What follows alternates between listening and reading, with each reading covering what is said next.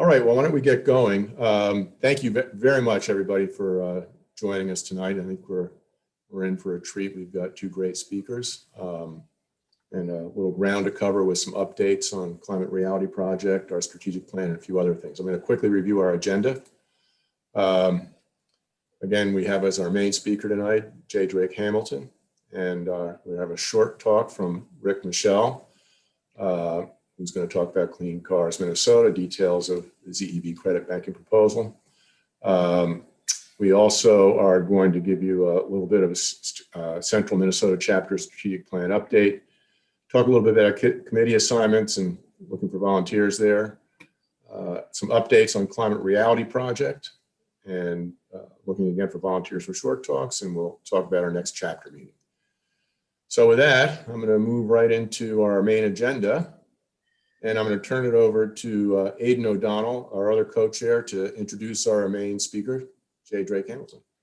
Aidan? Yeah, thank you, Charlie. Once again, I'm Aidan. Thank you, everyone, for coming. Today, our main event is going to be J. Drake Hamilton, who is the Senior Director of Science Policy at Fresh Energy. And she's going to tell you a little about what they do there in her presentation about Minnesota climate policy acceleration. So with all that, Jay, please take it away. Could you stop sharing your screen? Stop sharing and turn it over to you. Okay, just give me a moment here.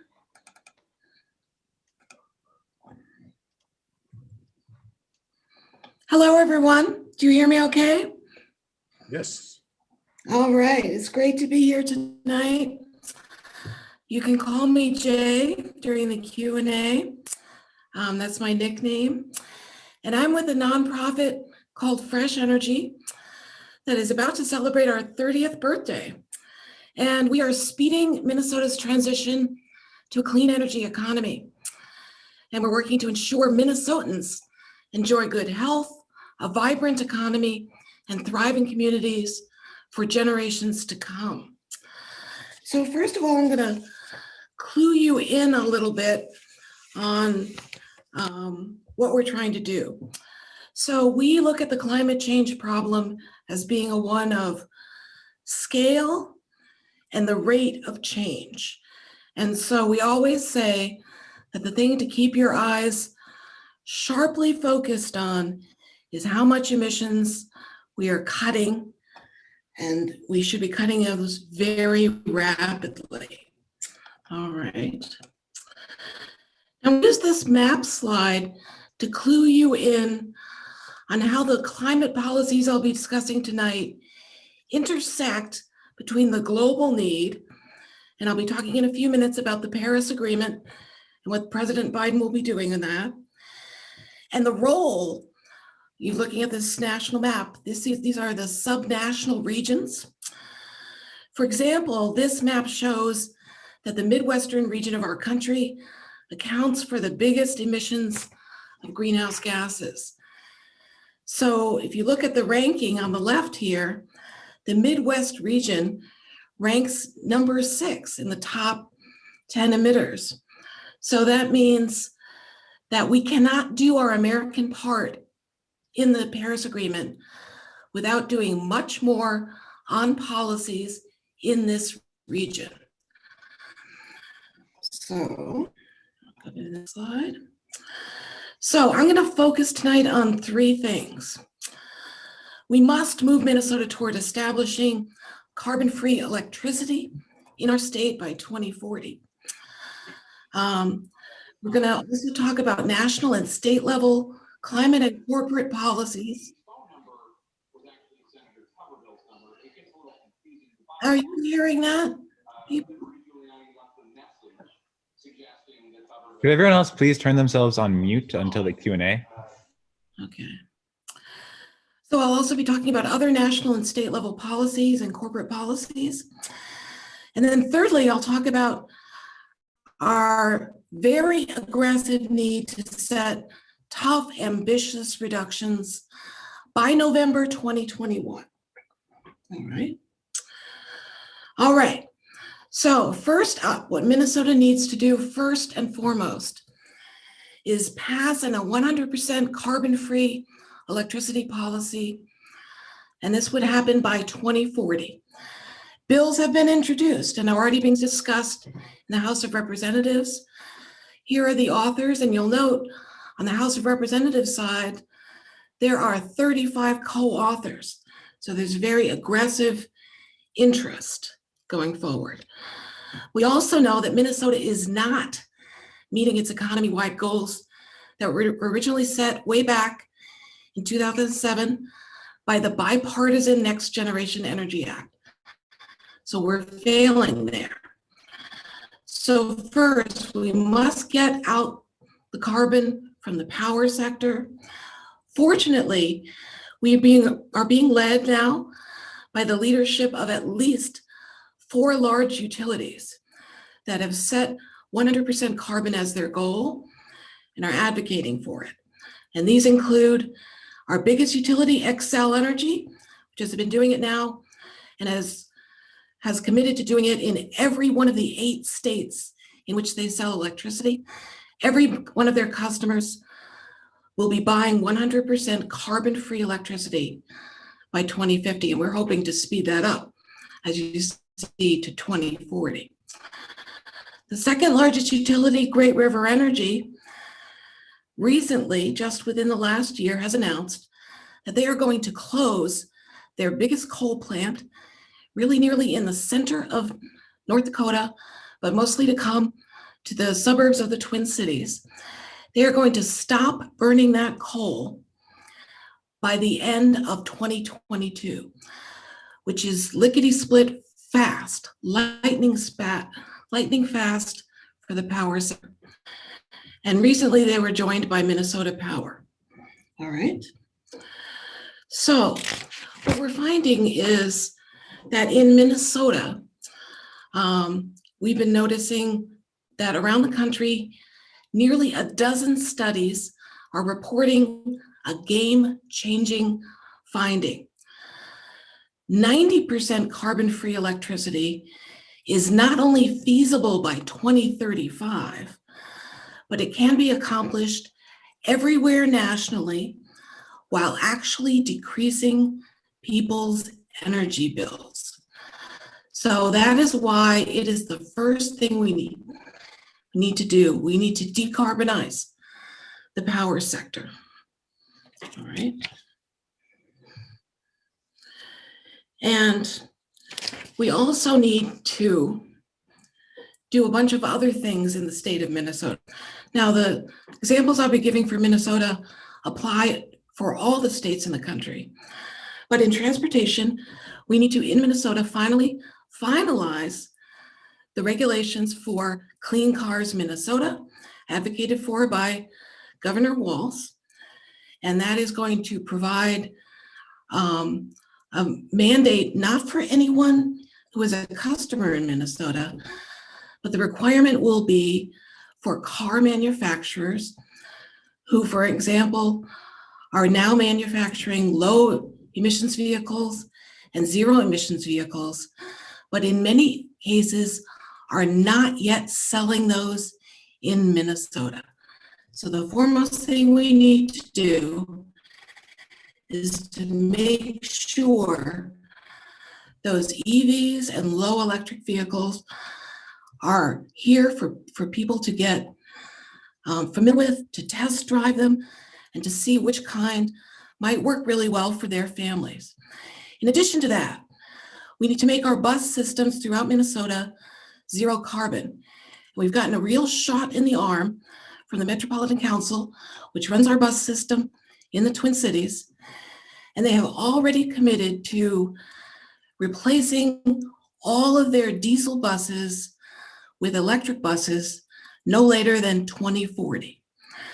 We also need to make a real firm transformation to zero emissions driving. And we can never forget, even more important than that, is to support more biking and making walking places much easier for many people. And we do not ever need to build another lane of highways. Okay. Now, in buildings, we need to drive the building sector to produce cleaner, more efficient buildings. And we need to improve statewide energy codes and ambitious policy goals. All right. One example is what President Biden has often referred to as part of his climate agenda is to weatherize millions and millions of existing homes. In combination with that, we need to further unlock energy efficiency. We were the first state in the country to start with conservation improvement programs more than 25 years ago. But guess what we found out by looking at the data about 6 months ago at Fresh Energy? We found that most utilities are under-investing in energy efficient for three suffering groups of people, including people who live in under-resourced communities. They are under-invested in efficiency in rental housing, and the homes of BIPOC people, Black, Indigenous, and people of color are not getting enough investments so far in making the buildings they're living in as efficient as possible. Now, I also wanted to include in this presentation a discussion because a lot of people I encounter in Minnesota don't know that this has happened. Did you know the current Congress, and this slide is a few weeks old, because it was the Congress that just left. They just passed the single biggest victory in the fight against climate change in 12 years. And I'm going to talk to you about that. And that was signed into law by the last president, former President Trump, signed it into law. And the law requires companies to phase out the use of what are called HFCs, hydrofluorocarbons. They are super pollutants. These are powerful greenhouse gases used primarily in refrigeration and in air conditioning. So by the federal law that was just passed in December of 2020, they must be cut by 2036 by 85%.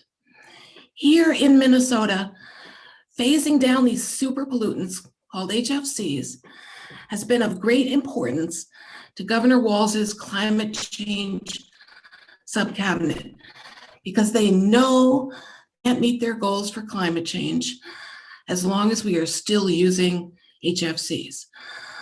The legislation to phase down HFCs had bipartisan support. It was introduced by Republican Senator Kennedy of Louisiana, as well as Democratic Senator Carper of Delaware. The HFC phase down, now get this, was the first thing ever supported by the US Chamber of Commerce to fight climate change. And in Minnesota, it was supported by many others, including Honeywell. Products containing climate-friendly alternatives to HFCs are now already available on the market. Many of them are made in the United States.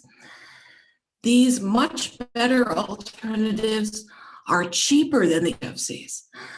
And as well, the alternatives are often more energy efficient than the HFCs they are replacing. Get this, pound for pound, HFC have hundreds and sometimes thousands of times the heat trapping capacity of carbon dioxide. So fortunately, HFCs are short-lived climate pollutants. Once in the atmosphere, they decompose within a couple of decades. Therefore, that means if we reduce their emissions starting now, it will result in a rapid decrease in their atmospheric concentrations, and the environmental benefits, including benefits to Minnesotans' health, will materialize in the near future. The release this month of the MPCA's greenhouse gas report, which probably you saw coverage of, made clear that Minnesota is not on track to meet our climate goals. Phasing down HFCs globally will avoid almost 1 degree Fahrenheit of climate change globally. That will greatly help the US and the world meet the goal of limiting climate change to no more than 2.7 degrees Fahrenheit. In other words, it gets us almost a third of the way there. We estimate that the global phase down now in progress will be equal to eliminating 70 billion tons of CO2 over the next 35 years. That is equivalent to knocking out the entire planet's carbon emissions for more than 2 years. The use of HFCs has been rapidly, both developed and developing nations, much more rapidly than carbon dioxide emissions. Their use is expected to triple in the next few years because more people are buying air conditioners. Minnesota's 2016 HFC emissions, tabulated in the MPCA's greenhouse gas inventory, totaled 2.8 million tons a year. So the Minnesota benefits of phasing those out will be around $48 million per year in 2025 and $77 million in 2030. Many of these benefits will be health benefits to Minnesotans. So this new bipartisan American climate law will cut off the rampant growth of HFCs. So that's why you should know about it. You should start telling people about it, that is something that was phased in by the last Congress, and it is a huge win.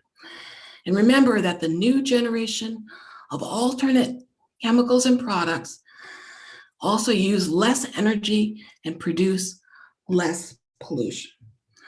So one of the first things President Biden did the first afternoon in the White House, he signed an executive order that says that now by February 19th, 2021, less than about a month from now, we'll be back in the Paris Agreement. And what that means is we will need to set tough, ambitious reductions in the Paris Agreement, and we'll need to do that by November 2021. And as well, our ambassadors will need to get very big, and if need be, we'll have to go out and start shaming other nations into doing their own part. So, but the good news is America's not hardly alone in this. Only a handful of countries who have now signed the Paris Agreement way back in 2015, only a handful of them have met their targets. The US is going to need to cut emissions in the less than 10 years by 45%. That means the Biden administration is going to need to bring for discussion among the rest of the countries in the world much tougher targets for ourselves. And get this, the rest of the world will expect not us to bring empty targets, but us to be able to show that we can truly achieve these targets given existing and reasonably anticipated policy actions. That means we have to do the real stuff. So President Biden is trying to get Congress to pass around a $2 trillion climate plan to achieve a carbon pollution-free power sector by 2030. And part of that will be to pass a clean energy standard. Very much, we hope, like the bill that was introduced in the US Senate by our junior Senator, Tina Smith, about 14 months ago. And she is working now to make that bill even tougher. So we're going to hear a lot more from Senator Smith about this. And I'm going to remind you this map that of all the regions of the United States, the place where President Biden is going to come to first is the Midwest, because that's where the most of the emissions are coming from. And he's going to need other ancillary policies that support the national policies he's trying to pass in the Midwest. So we are going to see companies from the Midwest. I'll be there at the Global Climate Summit in November from the Midwest, and there will be lots of people from the Walz administration there too. We are going to need to show the rest of the world that we really have the chops, the policy chops to get this done. So thank you very much, and I'll be ready to answer any questions you may have. I'll leave you with this conclusion statement. So here we are. We'll now live on a human-dominated planet. The future of Earth will be determined by human decision-making, either by default or by design, either by accident or by intention. So let's design and realize the resilient and equitable economic, employment, educational, and environmental future we all want. Thank you so much. And I think people may have posted some questions on chat. And if Charlie or Tim can let me know about those. Thank you. Let's see here. I see one from Tim Connors. Has the Met Council committed to a date to buy their first EV bus? I think they have some on order now, but they're going to have, the whole fleet is going to be electric by 2040. So they're going to start phasing them in as soon as possible. And this they committed to more than 2 years ago. So they're working hard on it. And it won't all happen overnight, but it will be phased in as they need to build, as they need to buy new buses. Jay, that was a big surprise to everyone. Could you stop sharing your screen so we can see everyone? Yeah. Okay, just a minute. Thank you. Let's see. Is it off now? Yep. Not quite. There we are. There we are. Okay. Okay, good. Thank you. Thank you. Yeah. Rick asked a question here. Can existing air conditioners be retrofit with an HFC substitute? What the law says is no one needs to replace the refrigerator if it's still functional. And that was important for getting the bill passed.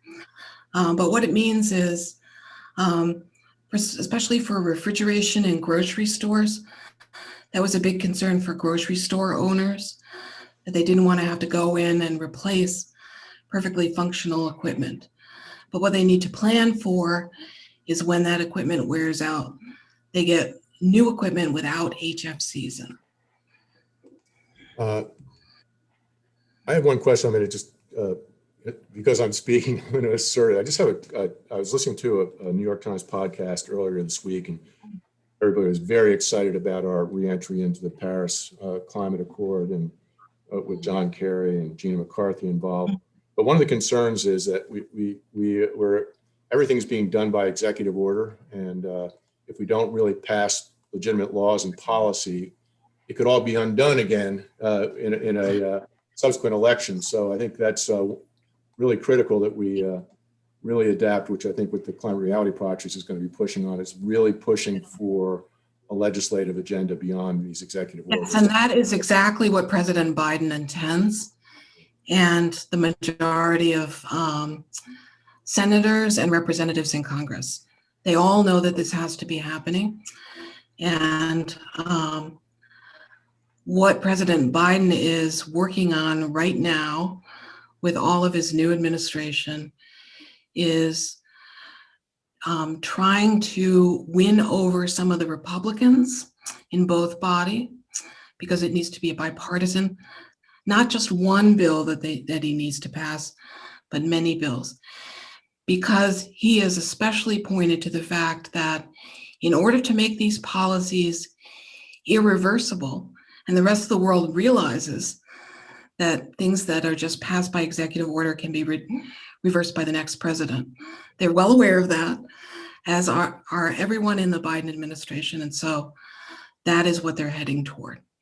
And we need all of your support, and you should all continue to meet with and talk to all the people who represent you in the US Congress to make sure they understand you're highlighting this work that needs to be done. It needs to get done. A question from Hobie Stocking. What's Fresh Energy's position on line 3? And he says, if we go to a zero carbon in our energy and transportation sectors, but put a pipeline in place that is the equivalent of, saying, 40 coal plants, how does that make any sense? Yeah, and it's not the same as coal plants because it's not building things, it's not moving a fossil fuel that's going to be used for making electricity. Driving the need for line 3 is demand for this energy, but most all of it is for use in transportation, especially on the road transportation and on air transport. So what we need to do is really cut that demand. So one way that we need to focus on not needing those fuels coming through Minnesota is to really transform our transportation as quickly as possible to electric vehicles and to electric buses, et cetera. But that will cut the demand for it, because otherwise that's fuel that goes through Minnesota to a refinery in Wisconsin and will be sold all over the Midwest. So it's not the Minnesota problem, it's everyone's problem. And we find that almost every state in the US, including Minnesota, has most of its greenhouse gas emissions coming from the transportation sector. So it's hitting us over the head in a lot of different ways. We need to reduce the demand for that energy. And one of the best things to do is bike and ride the bus and walk everywhere you can, and really give these electric vehicles and low emissions vehicles a test in your own household and see if it could possibly work for any of your family's needs. And we should think about everything we can do to pare down that demand. Hobie, if you want to have a follow-up, just chime in, but let's see here. Cheryl asked a question: how much, if any, of the 32% of emissions in the Midwest is driven by oil and gas produced in North Dakota and Pennsylvania? I don't think Pennsylvania was included in that map from what I could see. So, but none of the petroleum is coming from Pennsylvania. Most of those fossil fuel emissions are coming from the electricity sector, as well as it's about even with transportation. So a lot of it is oil, some of it is propane, a lot of it is natural gas, and an awful lot of it is still coal. So the truth is, to address this problem, we need to take all of these emissions down to net zero by 2050. That's all of our charts. And it's very aggressive and it's going to be hard to do. But the reason I feel hopeful about this is with all of the transformational changes we've seen starting in Minnesota with the 4 largest utilities that I mentioned that are now moving very rapidly away from coal in electricity and supporting it, is a transformational change that we've never had this kind of opportunity in the past 100 years. Because to be honest, until roughly 5 or 10 years ago, what is available and possible and feasible now was just not available and possible and feasible as recently as 5 or 10 years ago. So we need to take that and run with it. And then we need to electrify every other sector that we can do. So we need to take the power sector down to zero carbon electricity first, and then we need to follow that sector with electrification in almost every sector as quickly as possible. That's our charge. So this was asked before, well, not before. Why do you think the Midwest has the highest emissions level? Is it our winter heating energy use, or is it? Yeah, well, part of it is because we are in the north half of the country and we have colder winters. And in fact, maybe not for so much longer, because our winters are warming about 13 times faster than our summer is. But we do have a very brutal winter, as we know. We're now in a polar vortex, and we spend a lot more of our incomes on energy, both in the summer and especially in the winter. So that's part of it. But part of it is a lot of the fossil fuels that we are burning come from places like North Dakota and from Wyoming. And some of them come from Illinois. So we're kind of surrounded by these fossil fuel producers. And we are just lucky that this transformation that I'm starting to see can take off much more rapidly, but we have to force that to happen faster for our kids. Not quick, but is the ag sector included in those figures? Yes, yes. It's much smaller in a contribution than the power sector, transportation, and buildings. In many cities across Minnesota, energy use in buildings is the #1 source of greenhouse gas emissions, including in St. Paul and Minneapolis. Well, we've got a couple more questions, but I think we're going to, in the interest of time, we're going to move on. But for those of you who are attending your first meeting, we generally will leave the Zoom meeting open past 7:30. You're welcome to stay on. And Jay, I don't know if you have a few minutes, or anybody else might have some questions if we have time and you want to stay on after 7:30. So yes, I do. Thank you very much. Great, thank you. So we're going to. And you're hearing me? Liz. Okay. Well, thanks. This is my first meeting with this chapter, but I was at the training in 2019 in the summer, and have been volunteering with Minnesota 350 since then, and working on the transportation team. And one of the things we're working on now is trying to encourage people to comment on the Clean Cars Minnesota rulemaking that's kind of reached it's in front of the administrative law judge now, so it's getting to the point of a pretty far along in the process, in the rulemaking process. And so comments they are supporting it, and I think will be really helpful.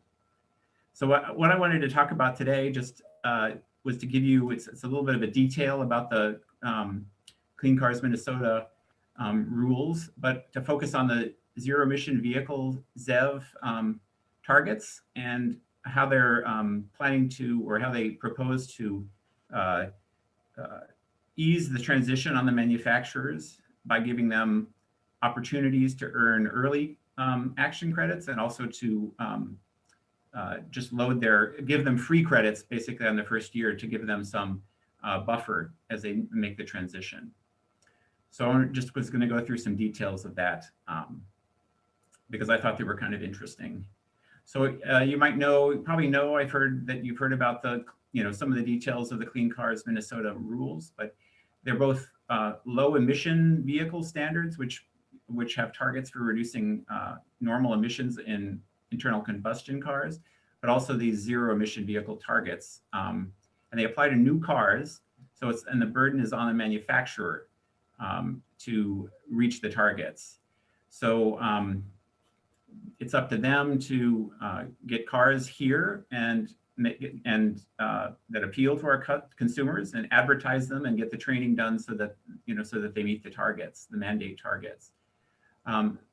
If we get this through this year, the mandated targets won't go into effect until 2025, because there's a mandated 2-year buffer between adopting the rule and actually implementing it.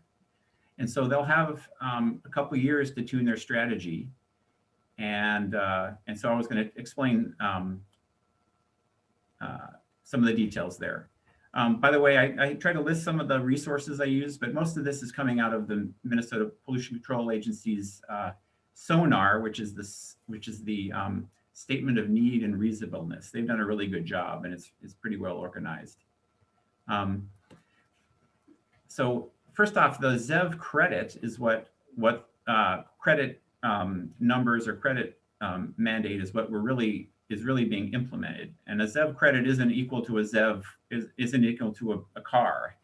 But the first thing I wanted to show is, so the over time, these targets for percentage of ZEV credits that they need to achieve are calculated from their percentage of cars that they sell in the state.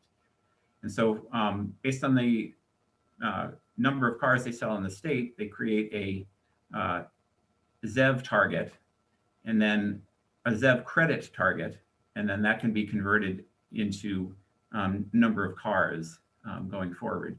So what we're talking about as we adopt the Clean Cars rule is entering into this mandate in the 2024, 2025 type of years. So we're talking about ZEV credits that are 20 to 22% of the auto sales for each manufacturer. So ZEV credits, though, are different for different cars. So, this graph shows the ZEV credits that you get on a vertical scale based on the number of all electric miles that the car can go on the horizontal scale. So a long range battery electric car can earn up to 4 credits per car. But a shorter range, say a plug-in hybrid that maybe goes 30 or 40 miles, can only earn 1 credit.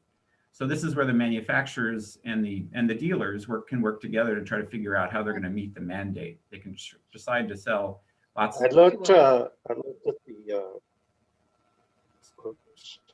Sorry, was there a question? Okay, sorry. So yeah, so they can try to sell really long range battery electric cars, but a smaller number, or they'll have to sell more of the plug-in hybrid type battery electric vehicles. So the Minnesota Pollution Control Agency had to kind of estimate, use some estimates to try to figure out how to help manufacturers transition into this new mandate. So they had to use some projections going forward, and this just shows one of their projections. What this shows is us starting in where we're starting now in 2020 or so, the percentage of new cars that are battery electric vehicles or battery electric plus plug-in hybrids. So we're down here in the 20% for the whole industry in Minnesota, or 2% for the whole industry in Minnesota. So that's distributed in an unequal way between the manufacturers. So some are selling a lot of them, like Tesla, for instance, is all battery electric, and some are selling none. But on average, the industry is selling about 2% of the total new auto sales.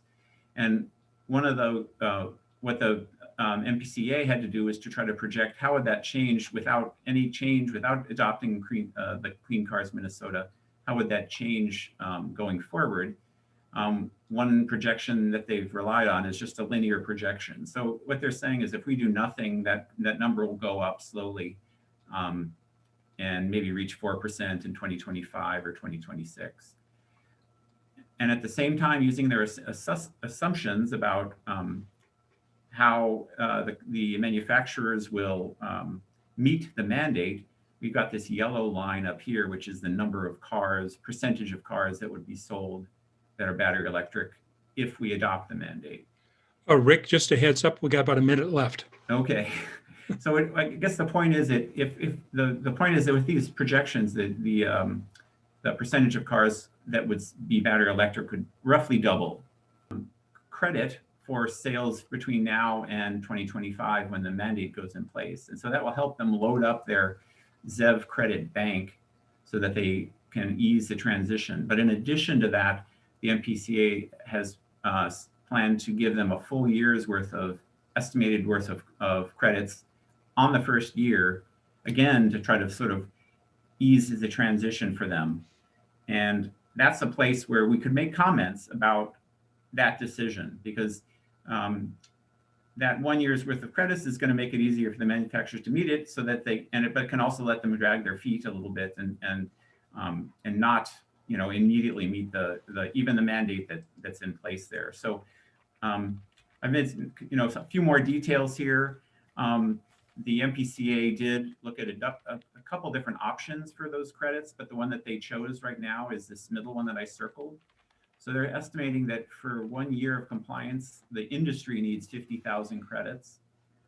They think that essentially if we do nothing, the industry will gain about 50,000 credits between now and 2025, just for these early action credits. So those will be distributed again in an unequal way between manufacturers, but that's sort of what the bank will have in it to be traded between them. And so the point is, I guess, that when 2025 comes along and they get this allotment plus these early action credits, they have about 2 years worth of credits out there in the bank. Some manufacturers will only have 1 year and some will have a lot more.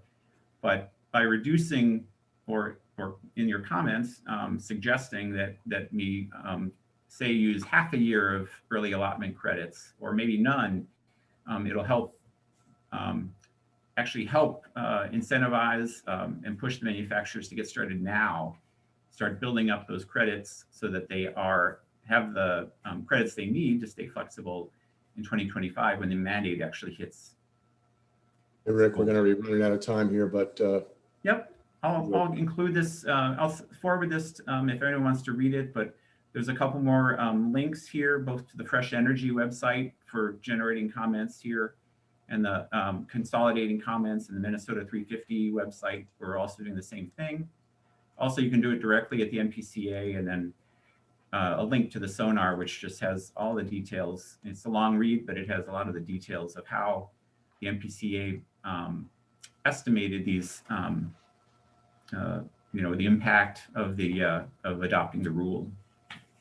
okay, great. So We don't have Rick, thank you very much. We don't have a whole lot more to cover in our agenda. So again, I don't know if you're able to stick around for a couple minutes, but once we wrap up our agenda, we can go back into the chat, and if people do have questions. I do want to ask one question. Yeah.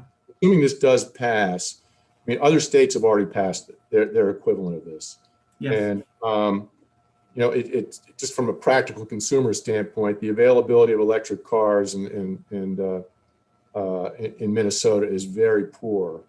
Yes. Better in other states. I see it starts in 2025, but is there if this passes, will we start to see more cars sooner than 2025? For those that do in fact manufacture them, will we see a better inventory and availability? That's definitely the hope, and that's this whole early action credit thing, is by putting more emphasis on that those manufacturers will respond right away and start bringing those here. They're taking them to other states that have already adopted this ZEV rule, so they'll start loading them up here and start showing them here and give people the opportunity to see them, advertising them here, training their people here, so that we can really start growing the market for them. That's the hope. Great. Well, if you can stop sharing there, that would be great. Thank you. And I'm going to go back to my screen here. Share.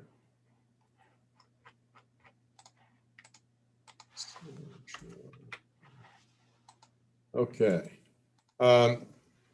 Again, I think we're going to have a little bit more time, but again, since we are a new chapter, and again, I see we've got a lot of people that are attending this, and you may have been part of another chapter before, but we would love to have you join the Central Minnesota chapter. And Tim, help me out there. I'm always terrible at giving the specifics. You're very crisp on the directions there. Go to our website at climaterealitymsp.com and go to the join tab, or just /join. Full instructions are there. Great. Great, thank you. As part of our responsibilities as a chapter, we are required to put together a strategic plan. The Climate Reality Project has a template for that. Most chapters follow it. We did put a draft together, which really covers what our mission is, our vision, who we are, background and such about our organization, our chapter organization, our diversity statement, and most importantly, our campaigns, programs, and initiatives, which are pretty aligned with what the Climate Reality Project is doing. And then measurable goals. So we've got a final, I'll put it in quotes, final draft completed, but I want to share that with the entire membership for comment. So I will be sending that out to all members tomorrow morning. And if you greatly appreciate it if you read it. And if you have comments, please send them back to me by end of day next Tuesday. Sooner the better, if you would, please. And I'm going to consolidate those and get that final version of our strategic plan off to the Climate Reality Project and post it on our Central Minnesota chapter website on the 17th or 18th of next week.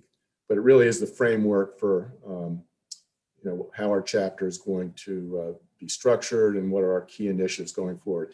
It is somewhat dynamic. It can be a living document to an extent, in that there may be some things that come up that will cause us to call an audible at some point and update it. But I think it's a pretty solid framework. Will give everybody a good sense of purpose and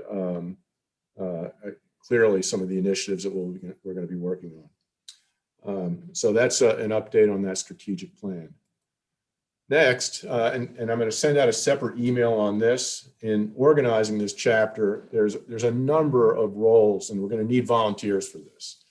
I'm not going to go over every one of these things in great detail. Again, you'll get an email on this, but we're going to need presentation chairs, some volunteers to take some responsibility for bringing keynote speakers on to our presentations and getting short presentations for our chapter meetings. Membership is key. We've had a great groundswell on membership growth. Tim, I think we're at 66 now. Is that right? Yeah, 66. One of our objectives for the year is to get to 100. I think that's easy, but certainly there's strength in numbers, particularly as we're lobbying and approaching any type of legislative initiatives, either locally, at the state level, and certainly at the federal level. Another key area is our outreach. And here's where, Minnesota, we're blessed with a lot of very active climate organizations, well over 100. Many are well funded. Many have had some very, very specific initiatives for years. Hobie asked about, for example, Line 3. Line 3 seems to be a passion for a number of members, but there's some other organizations that have laser-like focus on it and have had that focus for a number of years. And we feel we're going to be much better developing coalitions on some of these initiatives with some of the other climate organizations in the state. And again, I think there's going to be strength in numbers and we'll be far more effective, far faster by doing it that way. So that's a key part of our strategic plan, which you can read about too. We'd also love to get a speakers bureau. We got a lot of great speakers and talented people, very experienced, both professionals and the like within the chapter. And there's going to be one of our real purposes is to educate the population as a whole so that everybody can become more informed and more active in advocating for climate change initiatives and the like. So having a speakers bureau, I think, is very important for us. And then once we get back to some semblance of normal and we can get face to face, we're looking at an events chair who's going to be responsible for coordinating events like our in-person meetings and joint meetings with other organizations, social events and the like. So I'm going to send out an email on this separately, and I'm hoping that people will be willing to volunteer. It's your organization, and I'm excited about what we can do this year. So watch for an email from me on that.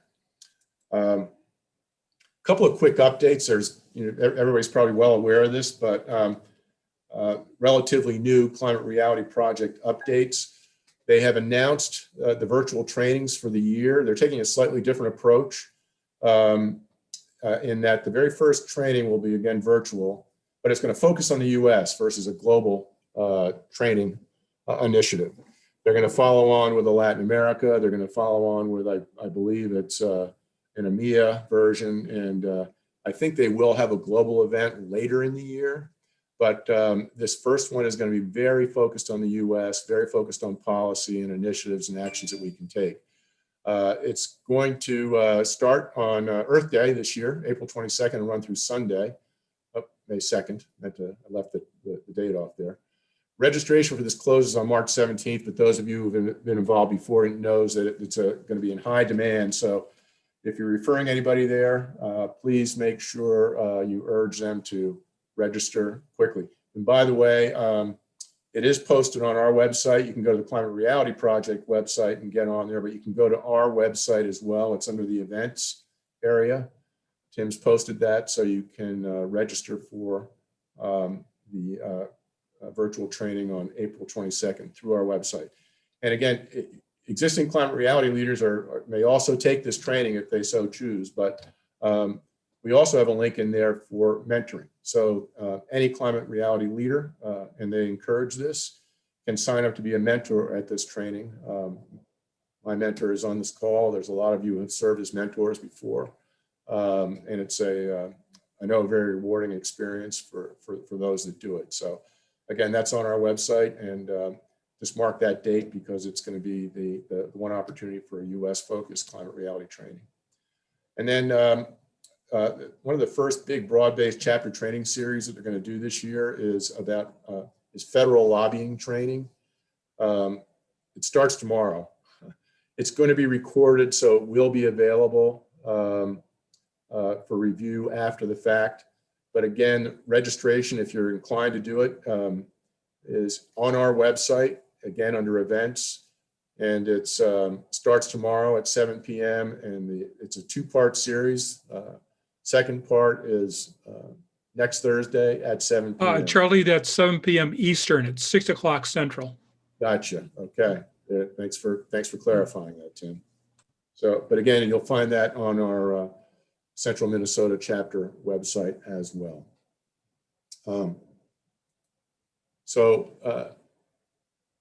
Lastly, I just want to talk about our next chapter meeting. And I see Cheryl is on our meeting today as well. So our featured speaker is going to be Cheryl Ulseth, who's going to present why grasslands are as important as the rainforest in solving climate change.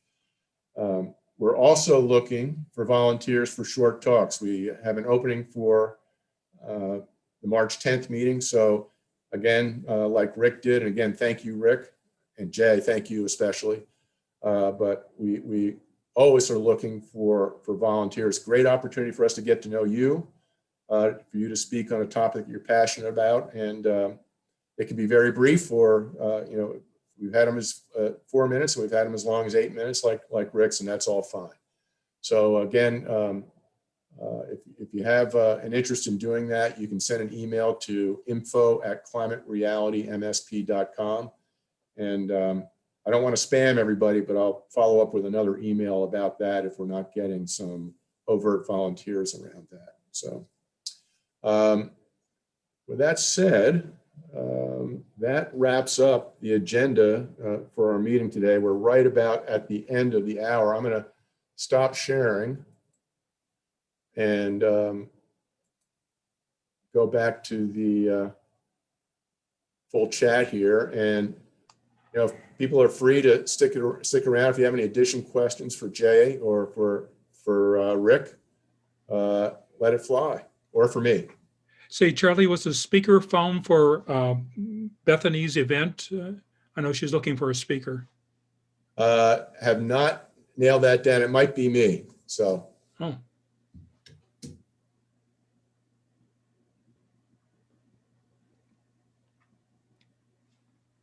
Don't be bashful. Charlie, I had a comment. Somebody said, anyone going to mentor in April? And I just want to let the group know, I think I've mentored many of you. it is extremely rewarding.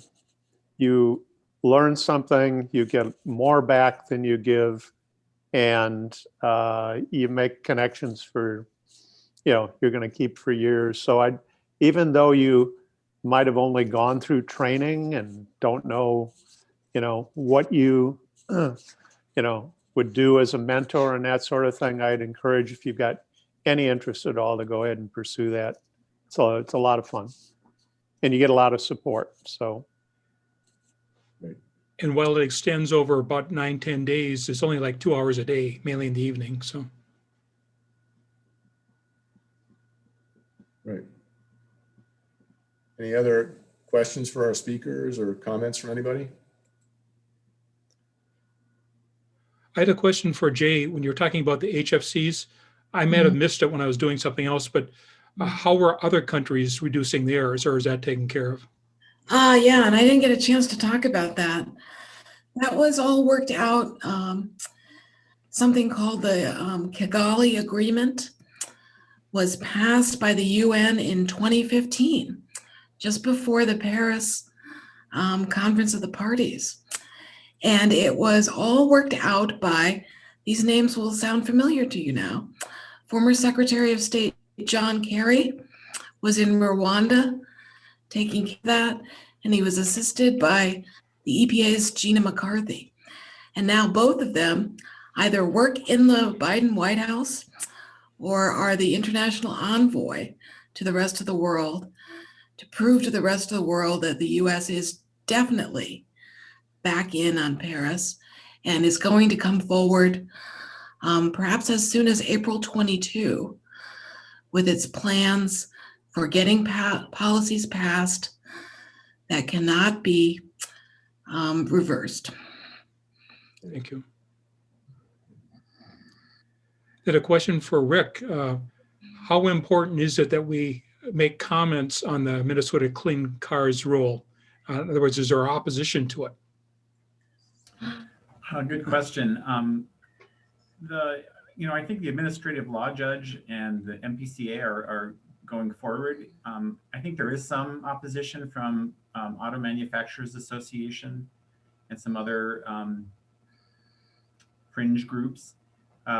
One thing that's a threat, and it's hard to say how serious, but both Senate and the House have bills that have been introduced that are written up to take away the MPCA's ability to regulate emissions. And I think that they can't pass it in the House, but the concern is that they might try to combine it with some other bill and get it through, and that would really undermine it, because I don't think there's no, they make the arguments that they want, this is too important and it shouldn't be done by rulemaking, it should be done by legislation. And so that's what they're, that's their, the reasoning behind the introduction of the thing, but there's really there's no plan out there just to support the rule or to adopt it through the legislature. So it's another one of those problems where the legislator, it would be great if the legislatures would pass them, and that would be more long-term. But for now, the rulemaking process has been done in a bunch of other states. It works, it's legal, and it's part of the MPCA's role. And so they're going forward with it. I want to yeah, go ahead, sorry. I want to thank you for that comment. That was very important. And people should be aware that there are a large number of auto dealers in Minnesota who are allying, in some cases, with the oil industry to kill Clean Cars Minnesota. So it's a very hardworking faction in the legislature. So it is very important to get as many comments as possible in supporting the Clean Cars regulations, because this is by far the most straightforward, easiest to pass regulation. And it's already taken more than a year. And that is because of opposition from some auto dealers. It's interesting going to be seeing in the next few weeks, as more people in Minnesota hear the news that General Motors is saying they're not going to be selling internal combustion engines by 2035.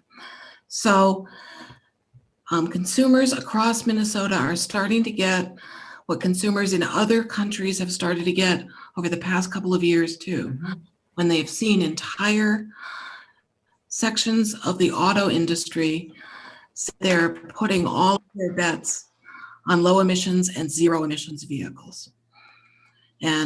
But you know, it's a transformation, and that's going to take people some time. But I really do think that there are more cars coming to Minnesota before January 2025, because the one thing we need to really make it clear to the automotive industry is we are going to be a clean car state. And we're going to have a lot of, some of them well-to-do, some of them just very strongly interested in making electric vehicles work well for their families. And so there's a really big consumer base for this. And I should mention, if you want to make a comment, it's very easy at the Fresh Energy site. It's fresh-energy.org. Choose Take Action, and they have a really good write-up on it in a form that'll automatically submit your thing. They even have suggested words. It's easy. Yeah, thank you. Hey, Tim, there was a quick question about from Graham that he was a little late and you want to know if this meeting was recorded and available. So it will be, correct? Well, yeah, I'm going to clear with Drake, but I'm 99% sure we will be. Yeah. Yes. I have a question. This is Rick for Jay. Jay, you had mentioned in your presentation, which I came in a little bit late, and I really appreciated what I saw. Thank you for your providing that to us. You made a comment that suggested that the line 3, the incentive for line 3 was the demand for the oil for transportation. And I've heard information that actually contradicts that, and that the demand, the incentive for Enbridge to construct the line 3 was more on the basis of the corporate right to be able to pursue their corporate business interests, which includes the construction and installation of pipelines, not necessarily to be able to make the oil more available to a consumer base, particularly within the Midwest. And is that information that I heard not accurate? I don't think it's quite accurate, Rick. I was talking about the underlying cause. The underlying cause is the demand. And the truth is, in Minnesota especially, but also in Wisconsin, people are buying more and more trucks and SUVs, which get worse fuel economy and use more gasoline and diesel. So there is a growth in this. And it was outlined by the MPCA in their greenhouse gas emissions report a couple of weeks ago. And transportation sector is moving utterly in the wrong direction. So because we're really concerned about climate change and we're concerned about oil use, we need to work as hard as we can to cut that demand. Another part of the problem of line 3 is that it really needs to be rebuilt because it does not have the capacity to move as much as the market needs. Now, I'm not saying we should definitely go forward and satisfy the market, but what I see is the truth is that if there were no tar sands going through that line, oil would be getting to these markets by another means because there is the demand for it. But some people, about 4 of the 5 voters on the PUC who voted for line 3, unfortunately said that they felt that it was a better thing to do for Minnesota's environment to not force that oil into going on trains or on trucks, and to rebuild the line to make it not nearly as spill-worthy as it is now. So that was their thinking. I think they were wrong, but I understand that they actually thought that, and they believe the experts who said that it was more of a problem for Minnesota to move tar sands or other oil above the surface than below the surface. Thank you for I the will- response. I have a follow-up on that then, Jay, and it's from a messaging standpoint. I think some of you have heard me say this before, that climate is a collective problem, and many fossil fuel companies want to place the responsibility on the individuals. Drive less, drive smaller cars, whatever. We need to take the demand around, and we can lead through our individual actions, of course, but when we put in a pipeline that we're going to use for 30 or 40 years of some of the dirtiest oils on the face of the planet, it can be a chicken and the egg phenomena here. We need to act collectively to eliminate those as well as individually. And I just want to make sure we're not accepting the fact that just because I drive a Prius and not a Bolt or a Tesla, that the individual bears entirely that responsibility. Yeah, and I also have to bring forward the point that, you know, nobody wants climate change to continue, and we want to slow it down as fast as possible.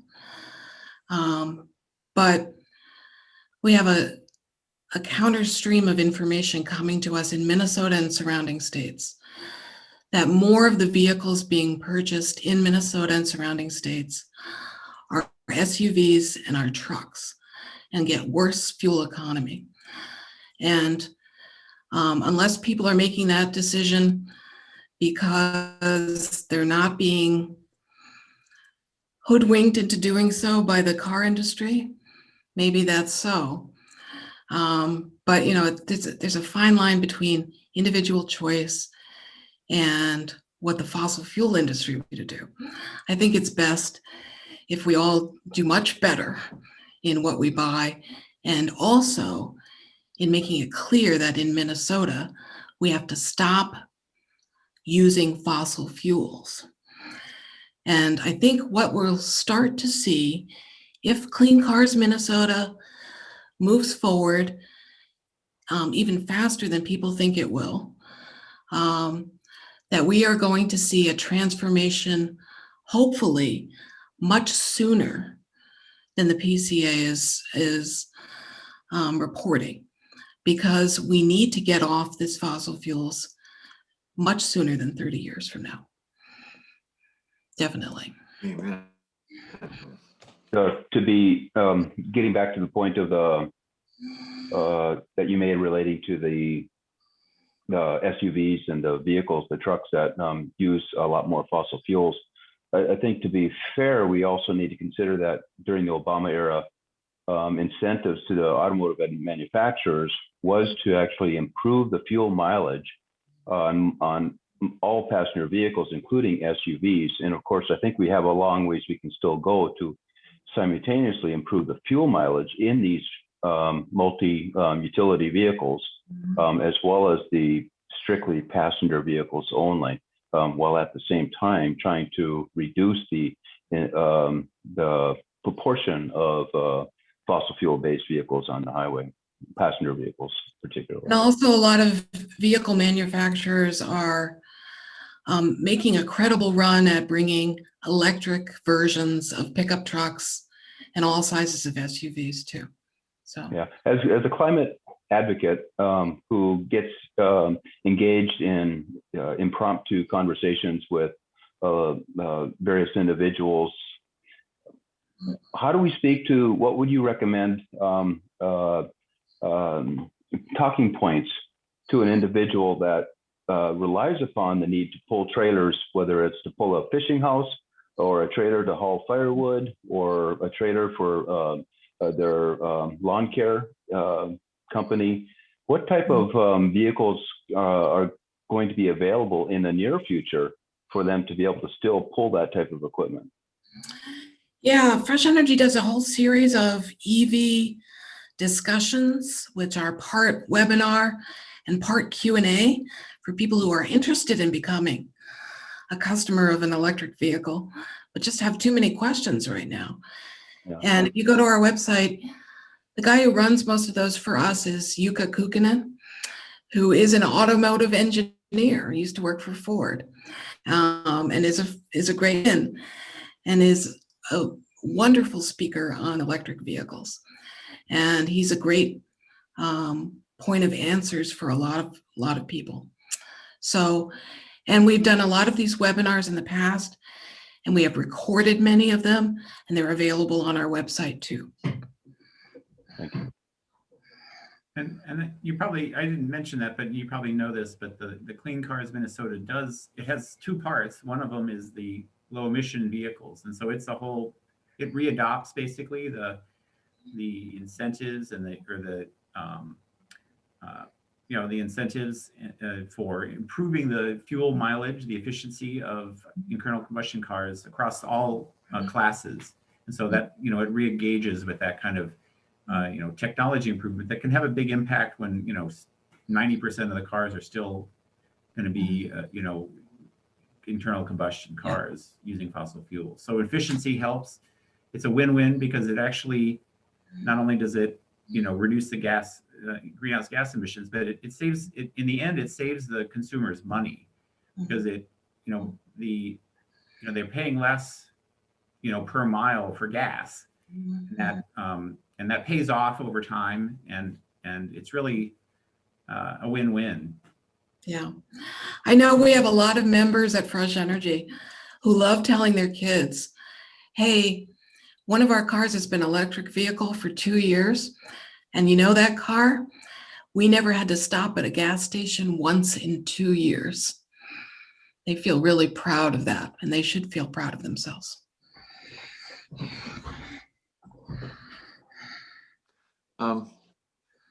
Jay, I had a quick question about northern Minnesota. There's been a real concern over lost jobs. Has there been any thought about how we can approach that issue for folks who are saying, hey, decarbonization means we don't have jobs, and yeah, well, and I put something of this in the chat, but maybe you haven't had a chance to see it yet. I'm very excited with what Governor Walz is doing. Governor Walz is now, in 2021, the head of the Midwestern Governors Association, and it's only for a year. But one of his 2 priorities is to help people who live in the host communities of the coal-fired power plants that are going to be retired in the next 10 years. And he specifically asked for everyone in the surrounding states that are part of this Midwestern Governors Association to make as a priority taking care of people in these former and current host communities who've helped us heat our houses with very reliable but very dirty coal energy, and now run into the fact of they have to switch their profession in some cases. And it's very interesting to see how Xcel Energy has approached that, because Xcel Energy has now committed to closing all their coal plants, and they have made the commitment to never give a pink slip to any employee of a coal plant, that they're going to offer those people other jobs in Xcel. But what's interesting is they sequenced in these retirements because they have been looking very closely at the number of employees who are now eligible to retire and watching until that graph changes its inflection so that more people are retiring, and so they can allow that to make up for the loss of jobs. And what's very interesting is I've been at a lot of meetings with a lot of people from host communities, and especially those Xcel employees There are some people who are within 10 or 20 years of retirement that are deciding to leave Excel earlier rather than later because they have been working on developing the evolution of their next career path, and they want to do something else. So it's interesting, but what we need to do in Minnesota is make it more doable for people to do that and to make the same equivalent wages, because that's also very, very important for those host communities.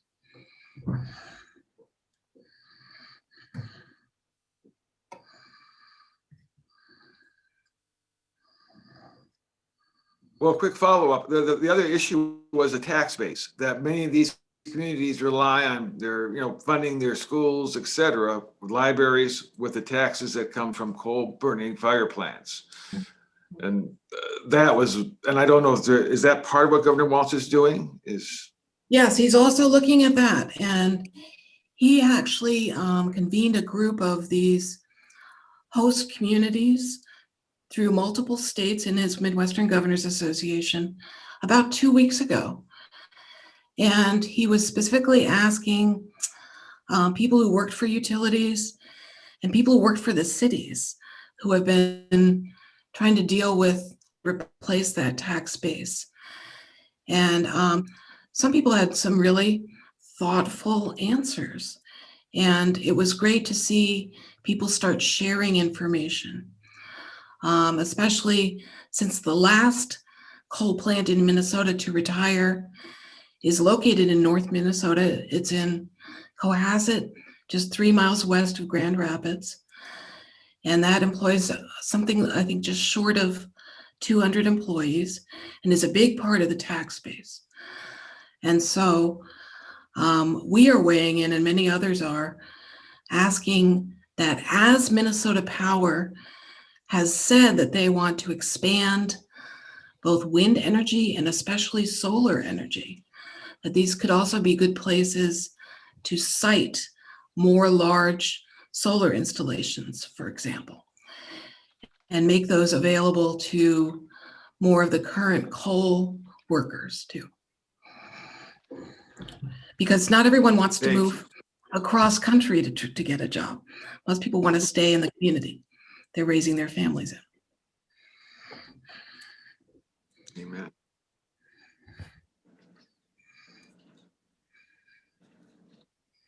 I should just share that we lost one member of our leadership team. Toya Lopez found that she didn't have enough time, so we're down one. But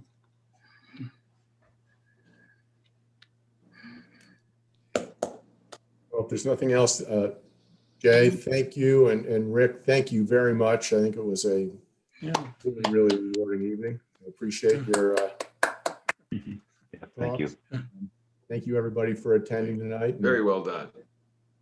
Keep the faith. I think we've got a lot of positive momentum with the new administration, and I think good things are going to happen this year. So. Rick and Jay, are you okay if I just post the whole thing, or what do you think? Yes. Rick? That's okay by me. Okay. What we normally do is we post it on YouTube, then we link to it. Is that okay as well, or? Yes. Yes. Rick, that's that fine okay? with me. Yeah. Okay, thank you. Thanks, everybody. Take care. Thank you. Yeah, bye, everyone. Hi, thank you.